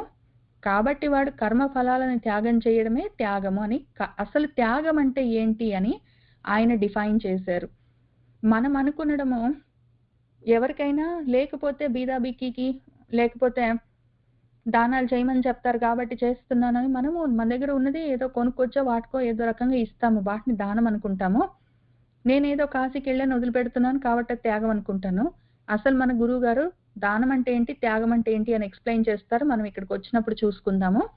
బేసికలీ దానం ఏంటి అంటే, నా దగ్గర ఉన్నది నేను అందరితో పంచుకుంటున్నాను అన్నది దానము, ప్రదానం అని పిలుస్తాము. నా దగ్గర ఉన్నది నేను అందరితో పంచుకుంటున్నాను, దాని పేరు దానము. కర్మఫలాలను త్యాగం చేయడము త్యాగము. మన గురువు గారు చెప్పిన డెఫినేషన్స్ దానానికి త్యాగానికి. మనము మన ఇష్టం వచ్చినట్టు దాన్ని అన్వయం చేసుకొని, అజ్యూమ్ చేసుకొని, ఇది అయిండొచ్చు అనుకొని, ఇవన్నీ మళ్ళీ మనకి ఎందుకు తెలుస్తాయి? శాస్త్రాల్లో చెప్పారు, నువ్వులు దానాలు చేయమన్నారు, కందులు దానాలు చేయమన్నారు, అన్నాలు, బట్టలు, ఇంకేంటో జలాలు, అన్ని దానాలు చేయమని శాస్త్రాలు చాలా చెప్తాయి. మనం ఆ శాస్త్ర వాసనల్ని దాటడానికి ప్రయత్నం చేస్తున్నాము. ఎందుకు చేస్తున్నామని తెలుసుకుని చేయవలసింది, ఏ విధంగా చేయాలని తెలుసుకొని చేయవలసింది. శాస్త్రాలు ప్రాపంచికమైన విషయాల కోసం చెప్తాయి. శాస్త్రాలు చెప్పేవేవైనా ప్రపంచం గురించి చెప్తాయి. అయితే ఆ ప్రపంచం గురించి చెప్పే శాస్త్రాల్ని పట్టుకొని చేస్తూ ఉంటే ప్రపంచంలోనే ఉంటాం. ఇంకా జననము మరణమన్న సైకిల్లో తిరుగుతుంటాము. అయితే ఈ లోక వాసనల్ని, శాస్త్ర వాసనల్ని, లోక శాస్త్ర వాసనల్ని వదిలిపెట్టాలంటే గురువు గారు చెప్పింది ఏ విధంగా చేయమన్నారో ఆ విధంగా చేయడం మనం నేర్చుకోవాలి. ఆధ్యాత్మిక సాధన మార్గంలో ఉన్నాము, ఆత్మజ్ఞానం కోసం ప్రయత్నం చేస్తున్నామంటే ఆత్మజ్ఞానం గురించి గురువు గారు చెప్పిన విధంగా మనం చేయాలి. లోకంలో పేరు ప్రతిష్టల కోసము మనకేవో లాభాలు వస్తాయి, పుణ్యాలు వస్తాయి, గొప్ప పైలోకాలు వస్తాయి అని చెప్పి వాటి కోసం చేసుకుంటే మంచిది, శుభము. ఆ రకంగా దానాలు త్యాగాలు చేసుకోవచ్చు. గురువు గారు చెప్పే దానమేమి, నా దగ్గర ఉన్నది నేను పంచుకుంటున్నాను. గురువు గారు అది ఏ విధంగా చేస్తారో, ఇదిగో గాలి ఉన్నది, డబ్బులు ఉన్నవాడికి, ఆ డబ్బులు లేనివాడికా, ఆడుకొని తినేవాడికా అని చూడరు ఆయన. గాలి ఉన్నది నా దగ్గర, అందరూ వాడుకోండి, పంచుకుంటున్నాను. నీళ్లున్నాయి, ఇదిగో వీడు ధనవంతుడు వీడికి ఇస్తాను, వీడు అడుక్కొని తినేవాడు వీడికి ఇస్తాను కాదు. ఇదిగో నా దగ్గర నీళ్లున్నాయి, అందరితో పంచుకుంటున్నాను. ఆయన చేసేవన్నీ ఆ విధంగా ఉంటాయి. ప్రకృష్టమైన దానాలు, ప్రదానాలు. ఆయన చేసేవన్నీ ప్రదానాలు చేస్తారు. మనం కూడా ఆయన మార్గంలో ఉన్నప్పుడు పిచ్చి దానాలన్నీ, లోకదానాలన్నీ కాకుండా, నువ్వుల దానాలు, చెప్పుల దానాలు, గొడుగుల దానాలు కాకుండా, నా దగ్గర ఉన్నదాన్ని నలుగురితో పంచుకుంటాను అని ఏమి చేస్తామో అది ప్రధానము. అది చెయ్యడమే మనము ఆత్మ మార్గంలో, బ్రహ్మ మార్గంలో ఉన్నట్టు గుర్తు. తర్వాత త్యాగం ఏం చెప్పారు గురువు గారు? కర్మ ఫలాలను త్యాగం చేయడమే త్యాగం అని చెప్పారు. నేను ఇది చేయను, అది చేయను, మామిడి పండు తినను, ఇంకేంటో అనుకుంటూ చేసేవన్నీ త్యాగాలు కాదు. అవి లోకానికి పనికొచ్చేవి, లోక వ్యవహారాలకి అందులో ఏమైనా ఉంటాయి. అవి మళ్ళీ పైగా కాశీకి వెళ్తే ఏదైనా ఒక వస్తువు వదిలిపెట్టిరా అని శాస్త్రంలో చెప్పారు, కాబట్టి చేస్తాను అని ఈ లోకాల కోసము, పై లోకాల కోసము చేసేవి లోకవాసనలతో చేసే త్యాగాలు, నా దేహానికి దేనికైనా పనికొస్తుందని చేసేది దేహవాసనలతో ఉన్న త్యాగాలు, శాస్త్రాలు చెప్పాయి కాబట్టి చేసే శాస్త్రవాసనలతో ఉన్న త్యాగాలు కాదు. గురువు గారు చెప్పే త్యాగం ఏమి? కర్మ ఫలాలను త్యాగం చేయడము. ఆయన కూడా అట్లానే ఉన్నారు. ఆయన రాముడిగా అట్లానే ఉంటాడు, కృష్ణుడిగా అట్లానే ఉంటాడు, ఆయన ఎక్కడున్నా అట్లానే ఉంటాడు. ఆయన లాగా ఉండి కర్మలు చేయడము, కర్మ ఫలితాలను త్యాగం చేయడము అన్నది చేయవలసి ఉంటుంది. మన ఇష్టం వచ్చినట్టు శాస్త్రాల్లో చెప్పారు, పెద్దవాళ్ళు చెప్పారని చేసుకుంటూ పోవడం కాదు. సరే, అది త్యాగం చూసాము. ఇప్పుడు జ్ఞానం గురించి చెప్తారు గురువుగారు, అది చూద్దాం. మన వాళ్ళకి తామసిక లక్షణాలతో ఉన్న వాళ్ళ జ్ఞానం ఎట్లా ఉంటుంది? ఏదైతే అహైతుకం కార్యే సక్తం, హేతువు లేదు, కారణం లేదు, అర్థం తెలియదు, దాని మీద ఆసక్తి మాత్రం చాలా ఎక్కువ ఉంటుంది. కారణం లేదు, ఎందుకో తెలియదు. అహైతుకం, హేతువు లేదు, కారణం లేదు, ఏమీ లేదు, కానీ దాని మీద చాలా ఇంట్రెస్ట్ ఉంటుంది, దాని మీద తెలుసుకోవాలన్న బుద్ధి ఉంటుంది. అటువంటి జ్ఞానాన్ని తామసిక జ్ఞానం అని వారు పిలుస్తున్నారు. దాని పేరు అజ్ఞానం. అట్లానే కృత్స్నవత్ ఏకస్మినా కార్యే, ఏదో ఒక్క పని పెట్టుకుంటారు, ఒక్క విషయం పెట్టుకుంటారు, దాని గురించే తెలుసుకుంటారు, ఫోకస్ అంతా దాని గురించే ఉంటుంది, దాని చుట్టుపక్కల ఉన్న దాని మీద ఇంకా అసలు ధ్యాస ఉండదు. అది అతత్వార్థవత్. అతత్వం ఆత్మతత్వం కాదు, అతత్వాన్ని పట్టుకొని ఉంటుంది, దాన్ని సాధించడం కోసమే ఉంటుంది, అల్పంగా ఉంటుంది. ఇవన్నీ దాని లక్షణాలు. ఎట్లా ఉంటాయి ఒక ఎగ్జాంపుల్ చూద్దాం. భగవద్గీత ఒక్కటి చదివితే చాలు మొత్తం ఆత్మతత్వం తెలుస్తుంది అని చెప్తే, అప్పుడు వాళ్ళు కృత్స్నవత్ కంప్లీట్ గా ఏకస్మిన్, అదొక్కటే కార్యంలో మనసు పెడతారు. అహైతుకం, కారణం వెళ్ళి భగవద్గీత ఎందుకు చదువుతున్నామంటే తెలీదు, అదొక్కటి చదవమని చెప్పారు కాబట్టి నేను చదువుతున్నాను. ఆ కారణం, భగవద్గీత చదివితే ఏమొస్తుందని నువ్వు అనుకుంటున్నావు? తెలీదు. 7 సార్లు చదవమన్నారు, 10 సార్లు చదవమన్నారు, రోజుకు 11 సార్లు చదవమన్నారు, చదువు. కానీ లేదా సప్తాహం, భగవద్గీత సప్తాహం 7 రోజులు చదవమన్నారు, చదువు. ఎందుకు చదువుతున్నావు? కారణం తెలుసా? తెలీదు. అనవసరం, అహైతుకం, కారణంతో సంబంధం లేదు. కానీ శక్తి, ఆసక్తి, చాలా ఇంట్రెస్ట్ తోటి చేస్తారు, చాలా ఆసక్తితో చేస్తారు, దాని మీద ఫోకస్ చేస్తారు. కారణం ఎందుకు చేస్తున్నారో తెలీదు, కానీ చేస్తారు. ఇప్పుడు దాని చుట్టుపక్కల, భగవద్గీత టెక్స్ట్ బుక్ లాంటిది, దాని చుట్టుపక్కల ఇంకా చాలా ఉంటాయి. భగవద్గీతలో చెప్పిన కొన్ని విషయాలను చూసుకుని అది ఏ పాయింట్ టచ్ చేస్తుందో అది వేరే చోట ఇంకెక్కడుందో ఆ శాస్త్రాల్ని కూడా చదువుకోవడం, సమగ్రంగా చదువుకోవడం అన్నది ఉండదు. కృత్స్నం ఏకస్మిన్, ఒక్కదాని మీద మొత్తం కంప్లీట్ ఫోకస్, స్కోప్ అంతా అదే. ఇంకా దాని పక్కకి కదిలేదు లేదు. ఆ రకంగా ఉంటుంది. విష్ణు సహస్రం చదవమన్నారు, అదొక్కటే చదువుతాను, విష్ణు సహస్రం ఒక్కటే చదువుతాను, లలిత సహస్రం చదవను అని పెట్టుకుంటారు. ఎందుకంటే అంతే, ఇంక దాని అంత అట్లే ఉంటుంది. ఏదైనా ఒకటి పెట్టుకుంటా, ఒక్కదాన్ని గట్టిగా పట్టుకోవడం తమోగుణ లక్షణం. కారణం ఏముండదు, ఎందుకంటే అంతే. లలిత సహస్రం చదవం, విష్ణు సహస్రం. ఆ విష్ణు సహస్రము, లలితా సహస్రము, భగవద్గీత ఏమి అర్థం తెలుసా? అదేం చెప్తున్నది? అవసరం లేదు. అతత్వార్థం, ఇది చదివితే నాకు మంచి వస్తుంది, పుణ్యం వస్తుంది, స్వర్గలోకాలు వస్తాయి, నేను బాగుంటాను, అందరు మెచ్చుకుంటారు. ఇంకా లేకపోతే నేను సత్వగుణంలో ఉన్నాను, ఆధ్యాత్మిక మార్గంలో ఉన్నాను అని వాళ్ళే అనుకుంటారు. తత్వార్థం తెలుసా నీకు? పోనీ ఒక్కటే చదువుతావు, భగవద్గీత ఒక్కటి చదువుతావు, విష్ణు సహస్రం ఒక్కటి చదువుతావు, లలితా సహస్రం చదవు, పోనీ తత్వార్థం అది ఏం చెప్తుందో తత్వం తెలుసా? అవసరం లేదు. ఎందుకంటే తత్వార్థంతో సంబంధం లేదు, అర్థం లేదు, దాంతో నాకు సంబంధం లేదు. హేతువుతోటి సంబంధం ఉందా? హేతువు కూడా, కారణం కూడా అవసరం లేదు. ఎందుకు చదువుతున్నానో తెలీదు, ఏమి చదువుతున్నానో తెలీదు, తత్వార్థం, యథార్థం, బ్రహ్మార్థం, పరమార్థం అవసరం లేదు, దీని మీద మాత్రం ఫోకస్ చేస్తాను అని ఉంటుంది.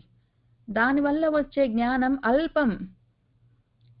ఒక్కదాని మీద ఫోకస్ చేసి మిగిలిందంతా చదువుకొని తర్వాత ఒక్కదాని మీద ఫోకస్ చేయాలి. ముందు మెడికల్ స్కూల్లో జాయిన్ అయినప్పుడు కూడా అన్ని బ్రాంచెస్ ఆఫ్ మెడిసిన్ గురించి చెప్పి తర్వాత ఒక్కదాని మీద ఫోకస్ చేయమని చెప్తారు. ముందు ఒక్కదాని మీద, గుండె ఆపరేషన్ మీద చేస్తాను కూర్చుంటే మిగిలినవన్నీ తెలియకుండా ఉంటే ఏమైపోతాడు వాడు పేషెంట్? అల్పంగా ఉంటుంది, శాంతమర్థం ఉండదు, అతత్వార్థం ఉంటుంది. పైగా 3 కలుపుకొని చదువుకోవాలి. విష్ణు సహస్రం, లలితా సహస్రం, భగవద్గీత అని పేర్లు పెట్టాను. పేర్లు నేను ఇప్పుడు చెప్పాను కాబట్టి ఆ 3 ఎందుకు కలుపుకొని చదువుకోవాలి? ఒకటి పెట్టుకొని ఎందుకు కూర్చోకూడదు అంటే, విష్ణు సహస్రం మొదలయ్యేది విశ్వం అని స్టార్ట్ అవుతుంది. ఆ విశ్వం అన్నది ఆ సబ్జెక్ట్ కి, ఆ టెక్స్ట్ బుక్ కి పేరు. అక్కడి నుంచి మొదలై చెప్తున్న మొత్తం విషయము అదొక టెక్స్ట్ బుక్. అది దానికి ఆ టెక్స్ట్ బుక్ పేరు విశ్వం. విశ్వం గురించి చెప్తున్నాను అని ఫస్ట్ పేరు విశ్వం అని ఉంటుంది. అది కవర్ మీద, టెక్స్ట్ బుక్ మీద కవర్ మీద రాసినట్టు విశ్వం. ఇంకా అక్కడి నుంచి అయితే ఆ విశ్వం ఎట్లా బయలుదేరి వచ్చింది చూసావా? అదిగో ఇప్పుడు ఏం జరిగిందంటే, ఒకానొక సమయంలో ఆ అండం కదిలింది, అందులో నుంచి ఒక విరాట్ పురుషుడు వచ్చాడు, వ్యాపించాడు, వ్యాపించి విష్ణువై ఆ తర్వాత ఆయన్నే పెట్టుకొని ఋషులందరూ యజ్ఞం చేశారు. వషట్కారః. ఆ వషట్కారంతో యజ్ఞం చేశాక మునులు అక్కడి నుంచి పంచభూతాలు వచ్చాయి.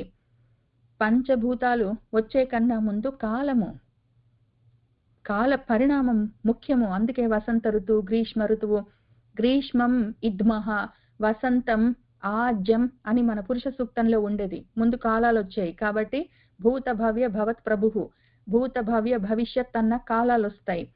ఆ తర్వాత ఏం జరిగింది? భూతకృత్, భూతాలు తయారయ్యాయి. ఏవి? పంచమహాభూతాలు. ఆ తర్వాత భూతభృత్, ఆ తయారైన మార్పులు చెందుతూ, వికారం చెందుతూ వచ్చిన పంచభూతాల్లోకి తాను ప్రవేశిస్తూ ఉన్నాడు. తయారు చేస్తాడు, ప్రవేశిస్తాడు, తయారు చేస్తాడు, ప్రవేశిస్తాడు. భూతభృత్. ఆ తర్వాత ఏం జరిగింది? భూతకృత్, భూతభృత్ భావః. అవి ఆయన అయ్యాడు, వాటిని ప్రకాశింపచేశాడు. తర్వాత ఏమయ్యాడు? భూతాత్మ. మొత్తం భూతాల్లో ఆత్మగా ఉన్నాడు, భూతాత్మ. ఆ తర్వాత ఏమైంది? పరమాత్మ. ఆయనే పరమాత్మ. పరంగా ఉన్న ఆత్మ ఇప్పుడు భూతాల్లో వచ్చి చేరింది. తర్వాత ఏమి? ముక్తానాం పరమాగతి. ముక్తులకు ఇది పరమగతి. ఈ విషయం తెలుసుకుంటే పరమ జ్ఞానం కలుగుతుంది అని మొత్తము ఆ బ్రహ్మాండోత్పత్తి అంతా విశ్వం ఎట్లా తయారయ్యింది అని చెప్తూ, విశ్వం ఎట్లా తయారైంది, ఇదిగో విష్ణువై వ్యాపించిన అక్కడి నుంచి మొత్తము విష్ణు సహస్రనామం అంతా మనకు చాందోగ్యోపనిషత్తులో, తైత్రీయంలో, పురుష సూక్తంలో, వేదాల్లో, ఉపనిషత్తులో ఎట్లా చెప్పారో అది విషయం అక్కడ ఉంటుంది. అయితే అంతవరకు అయిపోయిందా? జగత్తుంటే అయిపోయిందా? జీవాలు కావాలి. ఎందుకంటే జీవ జగత్తులు కదా మొత్తం ఇదంతా ఉన్నది. ఏకపాదంతో తయారైంది. ఏది? అదిగో చూడు శ్రీమాత. చూసావా? మాత. మాత అంటే కొలమానం వేసుకునేవాడు, తెలుసుకునేవాడు అని దానికి అర్థము. తెలుసుకునేవాడు, వాడు మాత. తెలుసుకునేవాడు ఎవరు? జీవుడు. జీవుడు ఉన్నాడు కాబట్టి, తెలుసుకుంటున్నాడు కాబట్టి, చూస్తున్నాడు కాబట్టి, సాక్షిగా ఇదంతా ఉంటూ ఉన్నది. వాడు జీవః. కాబట్టి ఇటు విశ్వం, అటు జీవః, జీవ జగత్తులు ఉన్నాయి అని అక్కడి నుంచి మొత్తం లలితా సహస్రం అంతా జీవం గురించి చెప్తుంది, విష్ణు సహస్రం అంతా విశ్వం గురించి చెప్తుంది. అయితే అర్థమైంది కదా, విశ్వం జీవం రెండు అర్థమయ్యాయి కదా. జీవ జగత్తులు అవి ఏవో కాదు, శ్వేతకేతో తత్వమసి, అది నువ్వే అని చెప్పేది భగవద్గీత. మొత్తం అర్థమైంది కదా. ఆ ఉన్నదంతా వేరేది కాదు నువ్వే అని చెప్తుంది. అది విభూతి యోగంలో, విశ్వరూప దర్శన యోగంలో, ఆ తర్వాత ఇంక అదే పనిలో ఉంటుందది. అవన్నీ చెప్తూ ఉంటుంది. అది నువ్వే, అది నువ్వే, అది నువ్వే అని చెప్తుంటుంది. ఇంక మనం ఎక్కడికెళ్ళాలి అక్కడి నుంచి తత్వమసి అయిన తర్వాత ఇంకొకటే నెక్స్ట్ ఫైనల్ అల్టిమేట్ స్టాప్ అహం బ్రహ్మ అస్మి అయిపోయింది. ఇది మొత్తం తెలియాలి అంటే ఒకటి పెట్టుకొని కూర్చుంటే నేను లలితా సహస్రం చదవను, విష్ణు సహస్రం చదవను, భగవద్గీత ఒకటే చదువుతాను, ఇంకేంటో చెయ్యను. ఆ భగవద్గీతలో కూడా ఈ ఫలానా ఒకటే శ్లోకం చదువుతాను, విష్ణు సహస్రంలో ఒక నామం చదువుతాను అని పెట్టుకుంటే ఏకస్మిన్ ఒక్క దాని మీద కృత్సం ఫోకస్ అంతా పెట్టి చాలా ఆసక్తితో సక్తమై బాగా గట్టిగా తగులుకుని అహైతుకంగా కారణం ఎందుకు చేస్తున్నావో తెలియకుండా, తత్వార్థం తెలియదు. వాళ్ళు ఏం చెప్తున్నారు? తత్వమసి అన్న మహావాక్యంతో కలిపి తత్వార్థం అంతా చెప్తారు. ఏం తెలిసింది అక్కడ? అహం బ్రహ్మ, తత్వమసి రెండూ ఉంటాయి అందులో. భగవద్గీతలో తత్వమసి, అహం బ్రహ్మ రెండూ ఉంటాయి.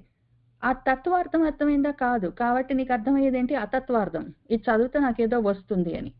ఆ వచ్చే జ్ఞానం అల్పం. అటువంటి జ్ఞానాలన్నీ తామసిక జ్ఞానాలని ఉదాహృతం అని చెప్పారు. అది వాళ్ళకున్న జ్ఞానం. తర్వాత కర్మ చూద్దాం. వాళ్ళు కూడా కర్మలు చేస్తారు. ప్రతి వాళ్ళు చేస్తారు. వీళ్ళు కూడా చేస్తారు. వీళ్ళు చేసే కర్మలు, తామసికులు చేసే కర్మలు ఎట్లా ఉంటాయి? పౌరుషం, నాకు ఆ చేసే శక్తి ఉన్నదా, సామర్థ్యం ఉన్నదా అని చూసేది లేదు. చేయగలనన్న మొండి పట్టుదల, కెపాసిటీ, కేపబిలిటీ ఉన్నదా అని చూసేది లేదు. హింస, ఇది చేస్తే ఎవరైనా బాధపడతారా? వేరే జీవ జగత్తుల్లో ఉన్న ఏవైనా ప్రాణులకి హింస కలుగుతుందా? వాటిని నేను హింసిస్తానా?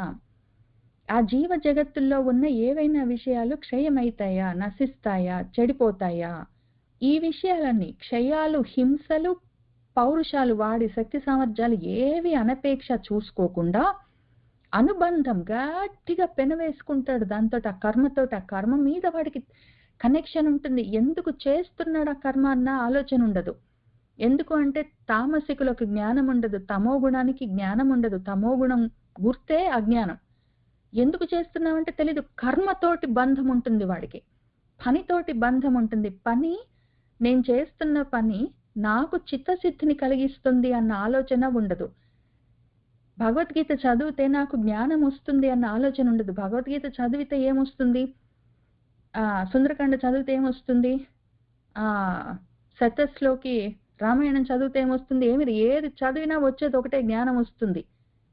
ఆ జ్ఞానం వల్ల ఏం కలుగుతుంది? చిత్తం సిద్ధమవుతుంది. ఇవి ఉండవు. కర్మలు చేసేటప్పుడు కూడా తీర్థయాత్రలు చేయమన్నారు, గుళ్ళకెళ్ళమన్నారు, ఇంకేంటో చేయమన్నారు, రామకోట్లన్నీ రాయమన్నారు, పూజలు చేయమన్నారు, యజ్ఞాలు చేయమన్నారు, దానాలు చేయమన్నారు. ఎందుకు చేయమన్నారు అని ఉండదు. ఆ కర్మ మీద ఉంటుంది. కర్మ వల్ల నాకు వచ్చేదేమి? పుస్తకాలు చదివితే వచ్చేది జ్ఞానం ఒకటే, ఇంక దానికి వేరేది వచ్చేది ఏం లేదా. వచ్చిన జ్ఞానంతో ఏమైనా చేసుకోండి. కర్మలు ఏమైనా చేశారు, యాత్రలకి వాటికి వెళ్ళి యాత్రలు ఏమైనా చేశారు, పూజలు ఏమైనా చేశారు, అట్లాంటివి శారీరకమైన కర్మలతోటి జ్ఞానం వెంటనే రాదు. కానీ ఆ చేస్తున్న వాటితోటి ఏమొస్తుంది? టెక్నికలీ చిత్తం సిద్ధం అవ్వాలి. అయ్యిందా? తోటి సంబంధం లేదు. కర్మతోటే బంధం. కర్మ వల్ల నాకు చిత్తము సిద్ధమవుతుందన్న ఆలోచన దాకా వెళ్ళదది. మోహం వల్ల అవి కర్మలన్నీ ఆరంభిస్తూ ఉంటారు, జ్ఞానం వల్ల కాదు. ఈ రకంగా చేసే కర్మలన్నీ తామసికమైన కర్మలు. సరే, అదయ్యాక తర్వాత కర్తలు, తామసిక కర్తలు ఎట్లా ఉంటారు? అయుక్తః, ప్రాకృతః, స్తబ్ధః, శఠః, నైష్కృతికః, అలసః, విషాది, దీర్ఘసూత్రీ చ కర్త తామసః ఉచ్యతే. దీర్ఘసూత్రీవాడు, ప్రొకాస్టినేటర్ అని పిలుస్తారు ఇంగ్లీష్లో. ప్రతి పనిని ప్రొకాస్టినేట్ చేస్తుంటాడు వాడు. తర్వాత చేద్దాంలే, ఇంకోసారి చేద్దాంలే, తర్వాత చూద్దాంలే అని దీర్ఘంగా సూత్రాలు, ప్రణాళికలన్నీ వేస్తుంటాడు. దీర్ఘసూత్రి వాడు. పని కాదు అక్కడ. అసలు మొదలైతే పెడితే పని అయిపోతూ ఉంటుంది కదా. మనం రామాయణము 24,000 శ్లోకాలు చేయగలమా అనుకున్నాము. మొదలు పెట్టే మేమైంది, బాలకాండ అయిపోయింది, ఇప్పుడు అయోధ్యకాండ కూడా నడుస్తూ ఉన్నది, అయిపోతుంది ఇంకా 4-5 ఏళ్లలో. దాని వారానికి ఒక రోజు చదువుతాము, సంవత్సరానికి 52 సార్లు చదువుతాం అంతే. రామాయణం ఎంత తాపత్రయపడ్డా సంవత్సరాల చొప్పున లెక్క పెడతాము. సంవత్సరానికి ఓన్లీ 52 టైమ్స్ చదువుతాం దాన్ని. అయినా కూడా 7 ఏళ్లలో అయిపోతుందని ప్రణాళిక వేసుకున్నాము. కానీ మనవాడి ప్రణాళిక ఎట్లుంటుంది? తర్వాత చూద్దాంలే. అసలు ఇప్పుడు చెయ్యలేము, రిటైర్మెంట్ అయినాక చూద్దాము, పిల్లల పెళ్ళిళ్ళు అయినాక చూద్దాము, నాకు ఆరోగ్యం బాగున్నాక చూద్దాము, నేను ఇండియాకి వెళ్ళొచ్చాక చూద్దాము, నేను ఇంకా ఎక్కడికో వెకేషన్ ఉంది ఆ ప్లానింగ్ అయినాక చూద్దాము, ఇంకిట్లుంటాయి వాడివి. విషాది దుఃఖంతో చేస్తాడు వాడు, కర్మలు చేస్తాడు, ఏడుస్తూ చేస్తాడు వాడు. ఇంకా నైష్కృతిక నిష్కృతి వాడు చేసే పని, కృతమైన పని దాని మీద వాడికి ఆలోచన ఉండదు. నిష్కృతి ఇంకా అందులో నుంచి బయటపడడం తెలియకుండా చేస్తాడు. అలసత్వం నిర్లక్ష్యంతో చేస్తాడు. శఠుడు వాడు, మూర్ఖుడు, స్తబ్దుడు, డల్గా ఉంటాడు. ప్రాకృత తెలివి తక్కువతోటి చేస్తూ ఉంటాడు. అయుక్తుడు వాడు, అయోగ్యుడు. వాడి పౌరుషం వాడికి తెలియదు. నేను చేయగలనా లేదా అని చూసుకోడు. ఇంక ఏవేవో చేయడానికి అన్ని ప్రతిజ్ఞలన్నీ చేస్తాడు, బాధపడుతూ చేస్తాడు. మొదలు పెట్టిన తర్వాత దాన్ని ఫినిష్ చేయాలంటే ఏడుస్తుంటాడు. ఇంక రకరకాలుగా ఉంటాడు మందబుద్ధితోటి. ఇంకా బుద్ధి ఉంటుంది వాడి బుద్ధి. తామసిక బుద్ధి ఎట్లా ఉంటుందో చూద్దాము. అధర్మంతో ఉంటుంది. ఇదే ధర్మం అని పట్టుకుంటాడు వాడు. ఇంక ఇదనమాట. ఇంక ఇవన్నీ మనము కైకేయి, మంధర, మన దశరథులు వీళ్ళని చూసుకున్నామంటే ఈ తామసిక గుణాలన్నీ తెలుస్తాయి. ఇక్కడ చెప్తున్న మన భగవంతుడు చెప్తున్న విషయాలన్నీ ఆ పాత్రల ద్వారా మనకు తెలుస్తూ ఉంటాయి. అధర్మాన్ని పట్టుకొని అదే ధర్మం అని ధృతిగా నమ్మడము. మన వాల్మీకి మహర్షి కైకేయి గురించి చెప్తూ, నా అర్థాన్ని ఆమె అర్థం అనుకుని పట్టుకున్నది అని రాశారు. అనర్థాలు తెచ్చేవన్నీ అర్థాలు అనుకుంటారు, అధర్మాలన్నీ ధర్మాలు అనుకుంటారు. అది వాళ్ళ ధర్మము. వాళ్ళు అది నమ్ముతారు. పట్టుకున్న అధర్మాలన్నీ ధర్మాలు అనుకొని వాటిని ఆ విధంగా వాళ్ళు నమ్ముతారు. పాపం సర్వార్థాన్ విపరీతాన్, అన్ని అర్థాలకు విపరీతంగా వెళ్తుంటారు వాళ్ళు. అసలు పరమార్థాలకు వాళ్లకు పక్కన వాళ్లకు పనికొచ్చే అర్థాలను చూసుకోరు. వాటికి ఆపోజిట్ గా చేస్తుంటారు. కానీ అది ధర్మం అనుకొని చేస్తారు. ఇది నా ధర్మం అండి, ఇది నా కర్తవ్యం అండి అని మళ్ళీ శాస్త్రాలన్నీ చెప్పి మరీ, కొటేషన్స్ అన్ని ఇచ్చి మరీ చేస్తారు వాళ్ళు. విపరీత బుద్ధులు వాళ్ళు, మామూలు బుద్ధులు కాదు. ఆ తర్వాత వాళ్ళ ధృతి ఎట్లా ఉంటుందో చూద్దాము.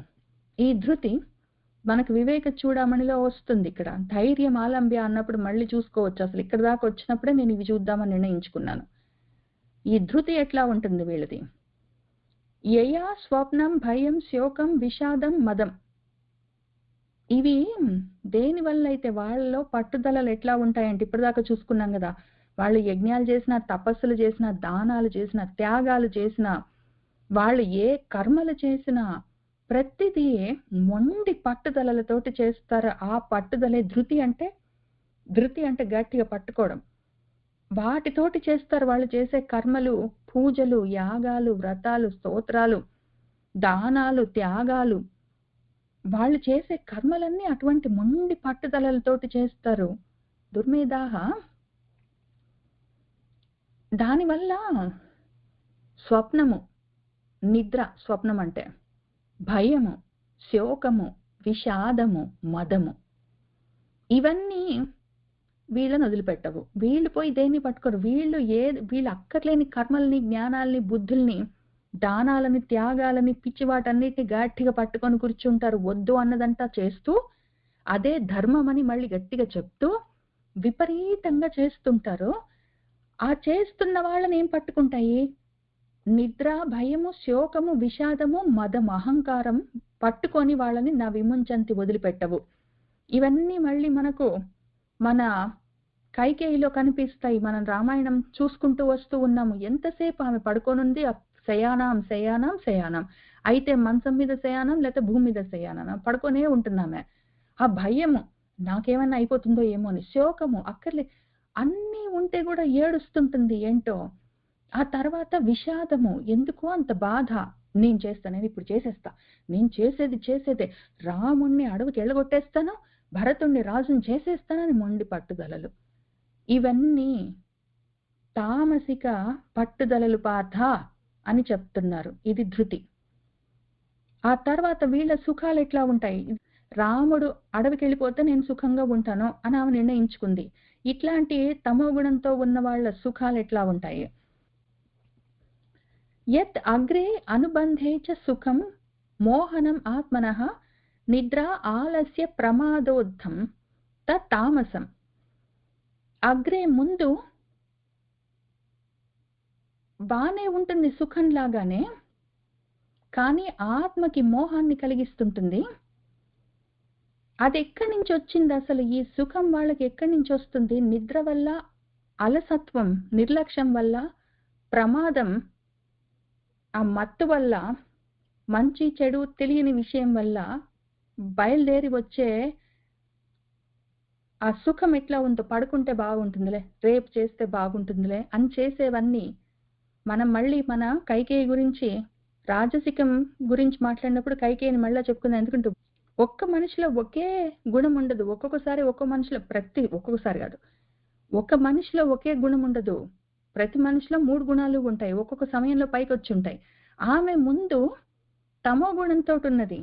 నిద్ర, అలసత్వం. పోనీలే, రాముడు రాజైతే మాత్రం మంచిదే కదా, రాముడు అందరిని బాగానే చూసుకుంటాడు, భరతుడు కూడా బాగానే చూసుకుంటాడులే అని ఆమె ఆ రకంగా అనుకున్నది. అయితే అది జ్ఞానంతో అనుకోలేదు, పోనీలే అనుకున్నది. పడుకొనే ఉన్నది ఆ నిద్రలోనే. నిద్ర అంటే పడుకొని ఉన్నది. ఆ విధంగానే అనుకుంది, ప్రమాదంలో ఉన్నది. అయితే ఇంక అక్కడి నుంచి లేచింది, ఇంకా అది సుఖం అనుకున్నది. ఆ అనుకున్నాకేమైంది, ఇంకా ఆమె లేస్తుంది అని చెప్పారు మన వాల్మీకి మహర్షి. ఆ లేచి ఆమె ఏం చేసింది, పోయి రజోగుణంలో పడ్డది. ముందది అమృతం లాగానే అనిపించింది, తర్వాత అది విషం లాగా పరిణమించింది. ఇంకా అప్పుడు ఆమె ఆ విధంగా తమో గుణంలో నుంచి లేచి రజోగుణంలోకి వెళ్ళి అక్కడి నుంచి ఏం చేసింది, మొత్తమే భూమికి మొత్తము భూమి మీద పడిపోయింది, మొత్తం పతనమైపోయిందని చెప్పుకుంటూ వెళ్ళారు. ఆ 2 గుణాలు ఒకేసారి కైకేయిలో కనిపిస్తాయి మనకి. ఈ రెండింటిని, తామసిక రాజసిక గుణాల్ని రెండింటిని మనం ఎంత తాపత్రయపడైనా మనలో నుంచి తీసేసుకోవాల్సి వస్తుంది. లేకపోతే అనర్థాలు చాలా ఎక్కువ ఉంటాయి. మనము ఇవాళకి ఇక్కడికి ఆపుదాము. ఒక్క తామసికమే చూసాము, కానీ ఇప్పుడు చెప్పుకున్న వాటిలో మనకి ఏమైనా ఉన్నాయని అనిపిస్తే మాత్రము తప్పకుండా అనలైజ్ చేసుకోవాలి. వాటిని ద్వాభ్యాం తోటి ఏ విధంగా తీసేయాలి, అపనయం చెయ్యాలి అని వచ్చే వారం చూసుకుని, ఆ తర్వాత రజోగుణము, దాన్ని సత్వగుణంతో ఎట్లా తీసేయాలి. కాబట్టి ముందు రజోగుణం గురించి గురువు గారు ఏమేం చెప్పారని చూసుకుందాము. ఆ తర్వాత సత్వగుణం, దాని లక్షణాలు ఏంటి అని చూద్దాము. కొంత సమయం పట్టినా సరే, ఎందుకంటే నేను ఇవన్నీ చదివి అర్థం చేసుకున్నాను. మన గురువు గారు 2 అధ్యాయాల్లో చాలా దూరం ఆయన అసలు నేను కొంత చూపిస్తున్నాను. ఆయన గుణత్రయ విభాగ యోగంలో ముందు స్టార్ట్ చేస్తారు ఈ సబ్జెక్ట్. ఆ తర్వాత ఇక్కడ 3 మూళ్లుగా ఆయన చూపిస్తున్నారు. 3 గుణాలకి ఏ గుణానికి ఏ విషయం ఎట్లా ఉంటుంది, వాళ్ళలో ఎట్లా బయటపడుతుంది అని చూపిస్తున్నారు. ఇవి నేను చాలా సుదీర్ఘంగా అధ్యయనం చేశాను. నాకు ఎవరైనా మనుషుల్ని చూస్తే మనుషుల్లా కనిపించరు, వాళ్ళలో ఉన్న గుణాలే కనిపిస్తుంటాయి నాకు. అందుకనే నేను రామాయణాదులని అనలైజ్ చేయగలుగుతున్నాను. అయితే నేను చెప్తే మీరు వినక్కర్లేదు. అక్కడ ఉందిలే కాదు, అసలు మొత్తం ఉన్నదాన్ని కలిసి కూర్చొని అధ్యయనం చేద్దామని వాళ్ళు తీశాను నేను. మళ్ళీ ఎట్లయినా భగవద్గీత అంతర్గతంగా చదువుదాము, కానీ ఇక్కడ అత్యవసరం కదా మనకి గుణాలు అర్థం చేసుకోవాలి. ఎందుకంటే దాటాలి, ఆ అధ్యాసాన్ని అపనయం చెయ్యాలంటే ముందు అవి ఏంటో తెలియాలి. కాబట్టి అత్యవసరం, కాబట్టి ఇక్కడ లోతుగానే చదువుకుందాం, సమయం పట్టినా సరే అని కూర్చున్నాను. మనం వచ్చే వారం మళ్ళీ ఇందులోనే ఇంకా రజో సత్వగుణాలు కూడా ఉన్నాయి. వాటిని ఐడెంటిఫై చేయడం ఎట్లా, బయటపడడం ఎట్లా అని చూసుకోవడం ఉన్నది. అది అయిన తర్వాత శ్లోకాలకు వెళ్దాం, తొందర లేదు. ఇవాళకి ఇక్కడికి ఆపుదాము. సర్వం శ్రీకృష్ణ పరబ్రహ్మ పాదారవిందార్పణమస్తు.